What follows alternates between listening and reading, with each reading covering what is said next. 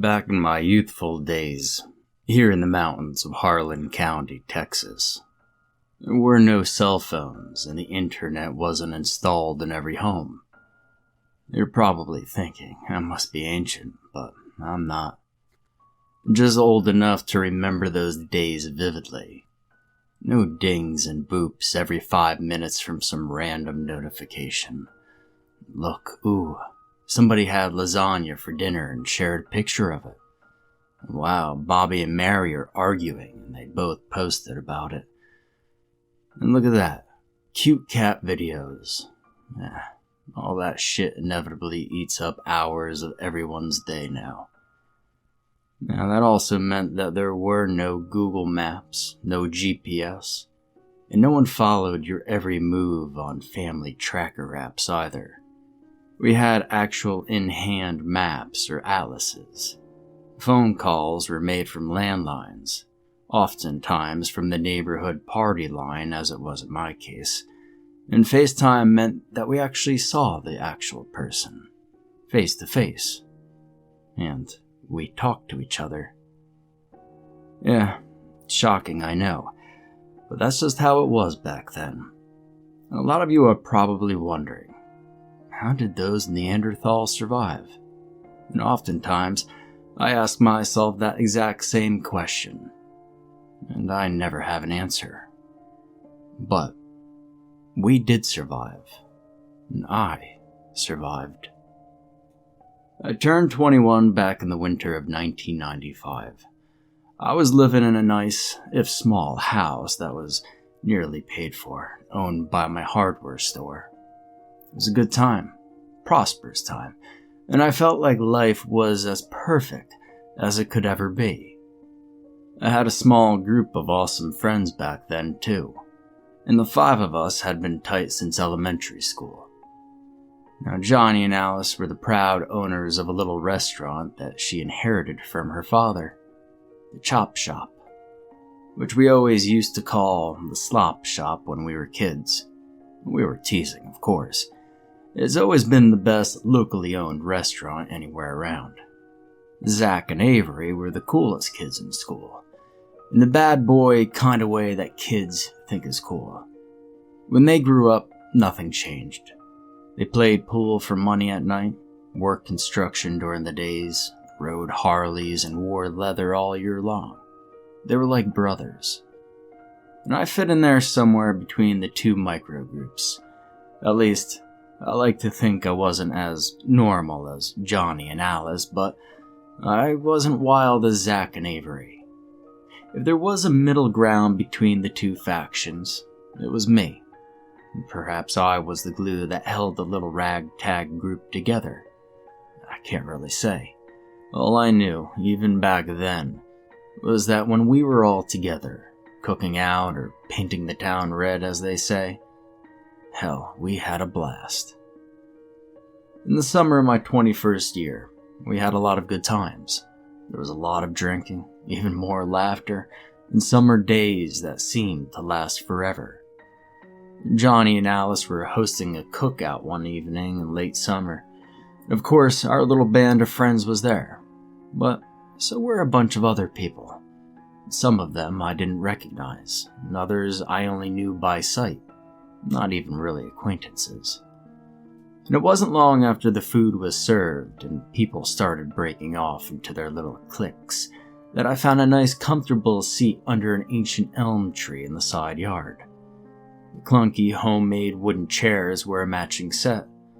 Johnny had made them in his workshop a few years back and had been deliriously proud of himself for it. Alice had made the cushions, and that's what made them so comfortable.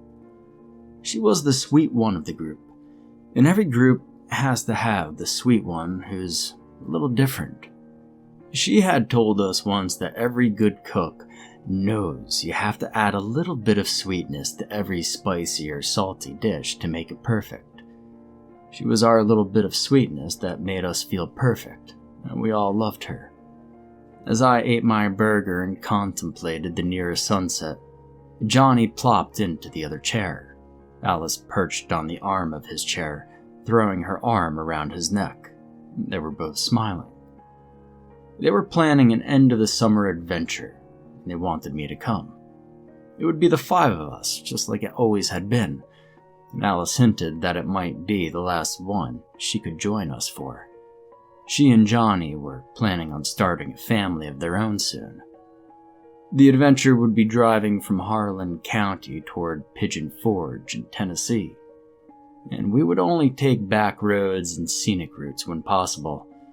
That was the adventure part of it. We had all been to Pigeon Forge and seen most of the attractions there before, so that was nothing new. I agreed to go. Hell, it sounded fun. And satisfied that I had agreed, Alice excused herself and left Johnny and I to our own conversation. 2 weeks later, we were all back at Johnny and Alice's house, packing overnight bags into the back of their Blazer. It was an older model that had a completely rebuilt engine at the beginning of spring. The body looked terrible, but the engine was a beauty. Gas mileage was the least of our worries. Our first stop was in Pennington Gap, Virginia, and if you look at any map, it would seem that we were going in the wrong direction, but we were taking back roads, scenic routes. We're trying to see some of the small, quaint rural towns along the way. That and Alice's great aunt lived in Pennington Gap, and she had promised her a visit. Marvis cooked for us, so it was a good visit. With our gas tank and our bellies full, we wouldn't have to stop again for hours, which suited me just fine. I was taken in the splendor of the late summer foliage as we drove through the mountain road. The ascension was compromised of several S-curves that made Alice turn a little green. We had to get out twice and yak beside the road. Hell, I felt sorry for the girl. None of us had ever suffered motion sickness, and, well, I had to wonder if she might not already be pregnant. The Blazer had used more gas than expected on that uphill run, but we weren't desperate for gas. We made it to Jonesville, barely, but taking a southwesterly route, we headed toward the Tennessee border. It was getting time we looked for a motel for the night. Somewhere southwest of Blackwater, Virginia, Johnny decided to take a main road, or what passed for a main road back then. At least it was marked on the map. With her flashlight, Alice spotted a mountain pass that would lead us into Tennessee. She was like an excited kid as she pleaded with Johnny to take the pass. It would be fun to see the sunset from the top of the mountain. It wasn't a big mountain, and there was no way they could get lost. I wasn't surprised when Johnny gave in to her request. She had recruited the rest of us to help peer pressure him into it. It was supposed to be an adventure after all. He turned right onto a paved road that was in need of repair, and there were potholes everywhere with grass growing inside of some of them.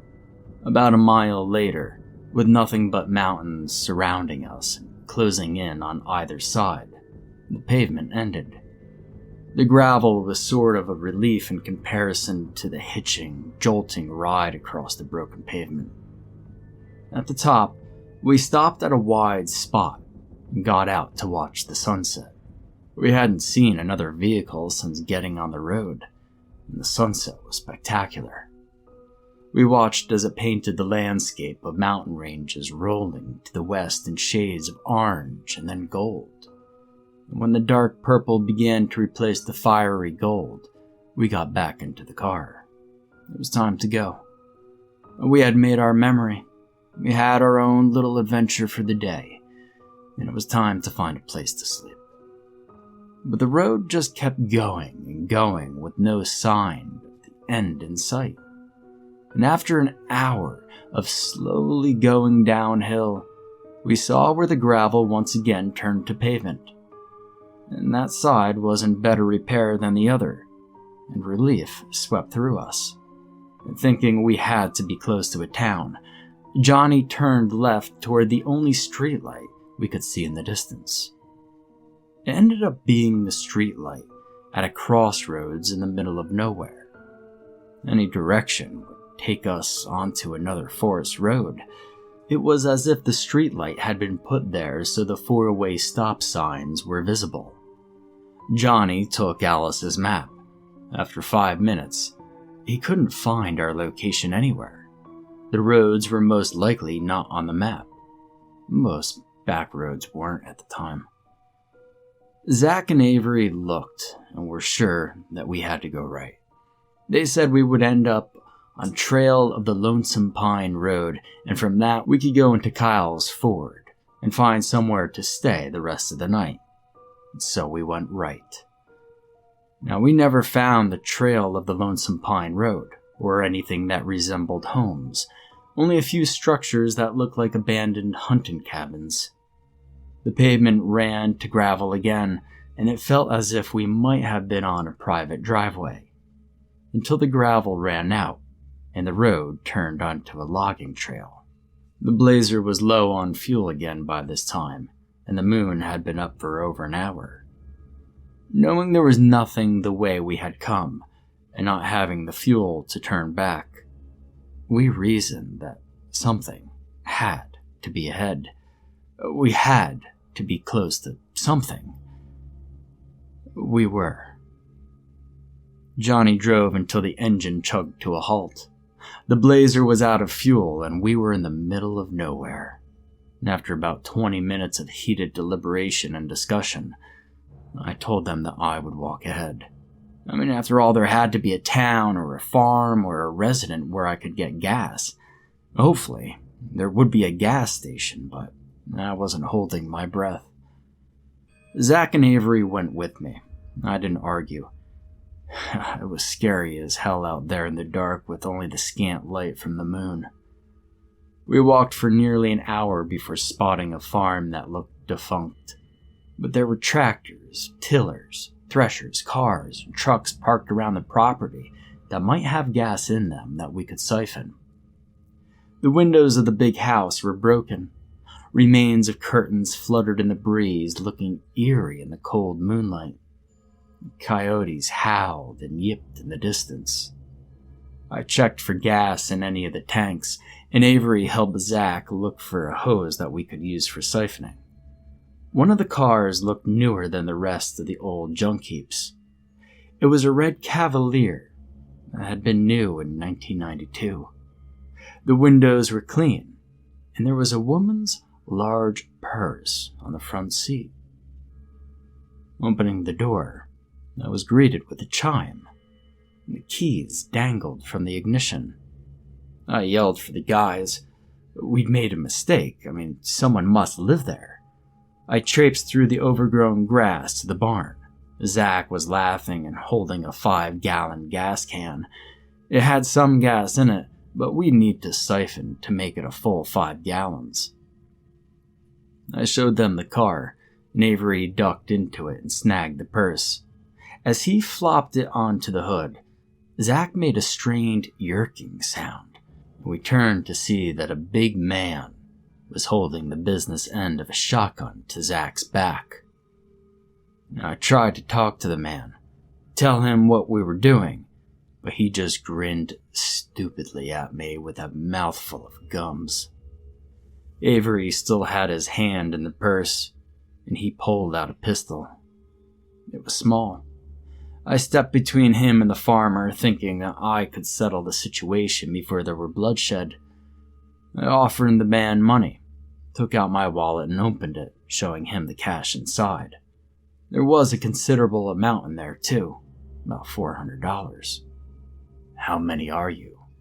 His voice sounded hollow and gurgling, and still, he wore that stupid grin. I told him we were 5, counting Alice and Johnny, thinking it would prove that we meant no harm. "Where are the other 2? I pointed in the direction of the Blazer. "About an hour that way on foot." Zach shook his head at me. "Shut up." The farmer gouged him hard with the gun and Zach grimaced. Avery stepped to the side, raised the little gun, and fired just as Zach dropped to the ground. The bullet hit the farmer in the temple, and the shotgun fired.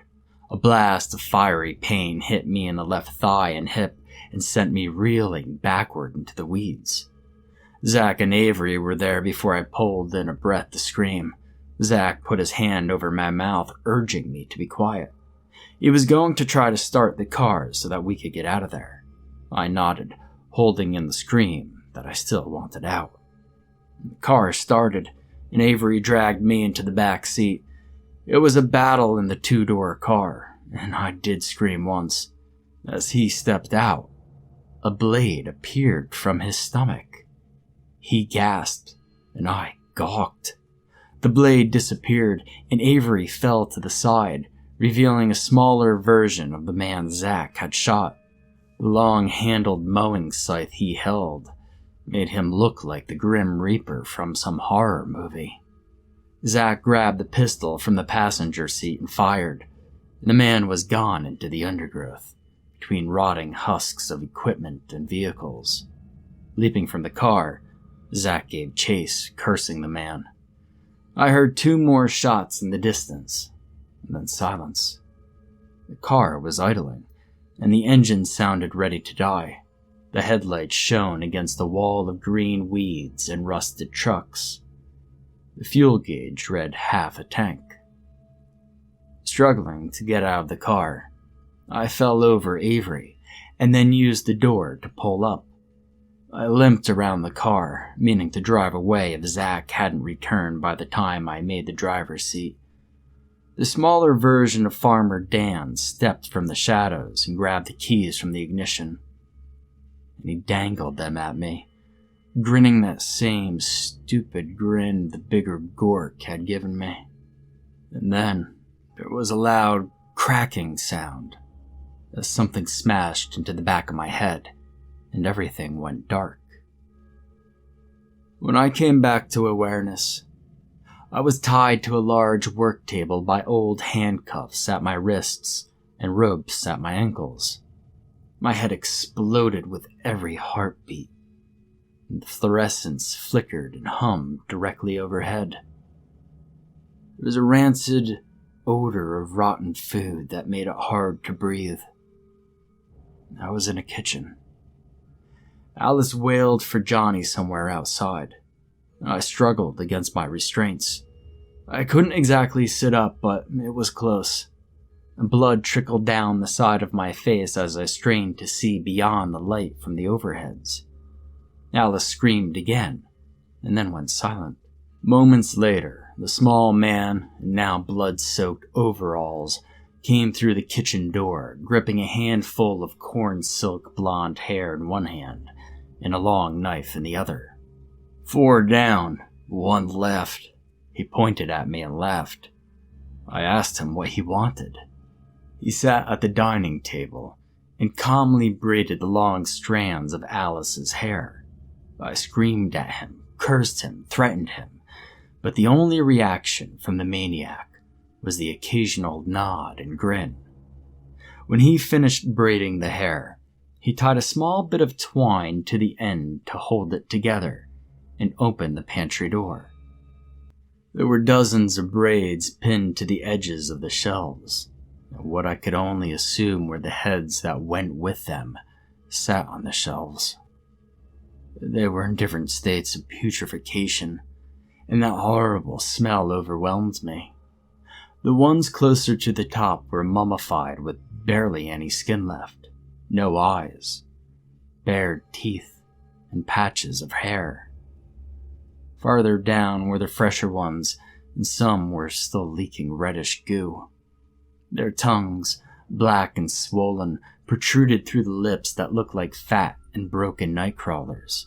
Some of the eyeballs had burst and dribbled down dead cheeks. I retched. My eyes watered, and my ears rang as the room spun like a tilt-a-whirl. He closed the door and went to the stove, turned on a burner, slid a large pot onto it, and filled it with water. He returned to my table with a hammer and nails, and I began to scream and yank at the cuffs and ropes again, but nothing gave. He hit my left hand with the hammer so hard that I felt the bones explode. I lost control of it completely and watched helplessly as he drove 2 nails through it to the wood below. I knew it should have hurt, but I felt nothing but the vibrations of his hammering. When he began using shears to cut off the fingers, well, I felt every icy hot stroke of those filthy blades. He hummed while he worked.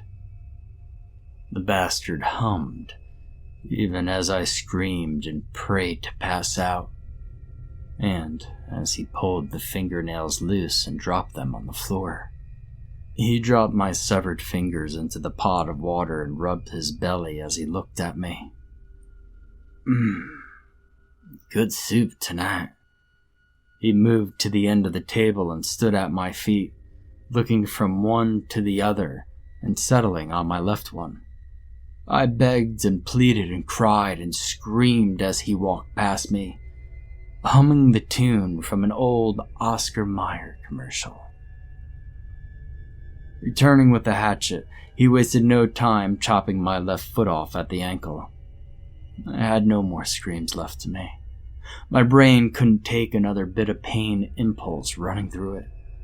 My leg slipped loose from the binding rope once the foot was gone, and he took off my bloody shoe and sock, pulled out the nails, and dropped the foot into the pot. I flopped back onto the table and the room spun again, this time only faster.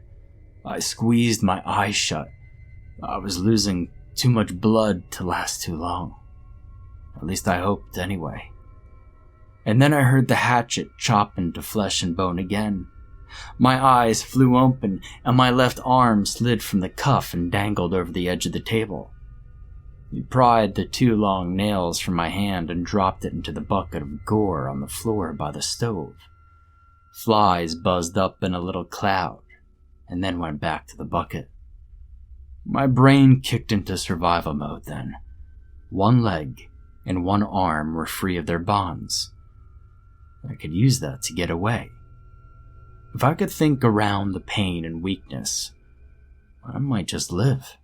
The maniac in overalls sat at the table with his back to me, cutting onions with the same bloody knife he had used on Alice. Finally, I thought to use the blood from my left arm to make my other hand slick enough to pull out the cuff.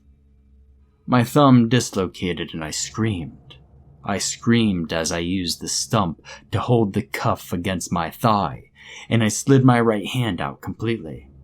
The man didn't stop cutting onions, only laughed and mimicked my screams of pain. I sat up quietly, my eyes never leaving his back. He had left the shears by my left leg, and I used them to cut the rope. I was careful not to drop it.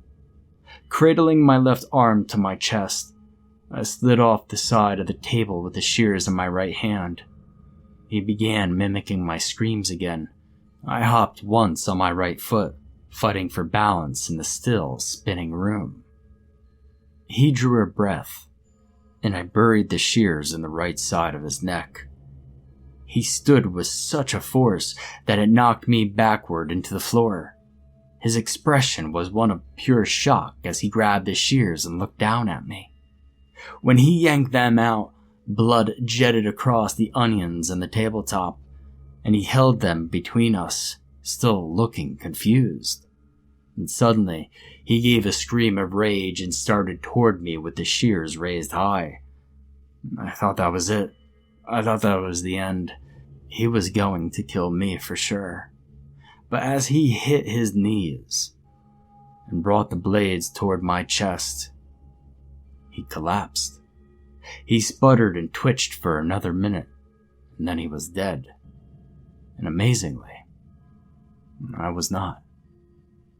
I took off my shirt and wrapped the stump at the end of my left arm as tightly as I could, and using my teeth and my good right hand, I tied a piece of the rope around my left leg just above the knee. I took the keys from the gory pocket in the front of his overalls, and I crawled to the Cavalier. I saw Alice's feet sticking out of a weedy patch in the yard, and I thought about the family she and Johnny would never start. At least I had killed that crazy bastard before he could add her head to his macabre collection. I was blacking out as I turned the key to the ignition, but I was determined not to die on that farm. I got to the road and turned right, and it took all my strength to stay alert. But once I was on the road, I sped up, not caring if I crashed and died in a ditch, as long as it was somewhere far from that farm. I vaguely remember the blur of light across the windshield, because I thought it was the sun rising. And then the world lit up with flashing lights, and the thump, thump, thump of helicopter rotors. Well, it's the last clear memory I have until I woke up about a week later in a hospital.